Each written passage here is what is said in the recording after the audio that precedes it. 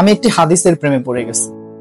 হাদিসটা হচ্ছে ঠিক এমন যে যখন বান্দা একটি ঘরে কান্না শুরু করে এবং তখন আল্লাহর ফেরেশতারা বলে যে আল্লাহ তোমার এই বান্দাটা কি জন্য কষ্ট পাচ্ছে, এবং ফেরেশতারা আল্লাহর কাছে কান্নাকাটি করে বলে যে তার মনের ব্যথাকে তুমি আল্লাহ কমিয়ে দাও। তখন আল্লাহ তাআলা বলেন যে আমার বান্দা এমন কোনো কিছুর মায়া পড়েছিল বা ভালোবেসেছিল যা আমার চাইতে সে বেশি ওই জিনিসটার প্রতি ভালোবেসে ফেলেছিল। আমি আমার বান্দার কষ্ট আমি বুঝি এবং আমি দুঃখী মানুষের মানে ভগ্ন হৃদয়ের মানুষের খুব কাছাকাছি অবস্থান করি। কত দূর? এক হাত দূরে আল্লাহ তাআলা অবস্থান করেন।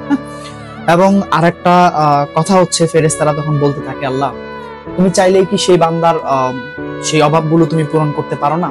তখন আল্লাহ তাআলা বলেন যে আমি ওয়াদা করতেছি আমার বান্দা যে জিনিসটা তার জীবন থেকে হারিয়েছে তার চাইতে অধিক উত্তম জিনিস আমি তাকে দিব, যা দেখে পৃথিবীর মানুষ বিস্মিত হবে।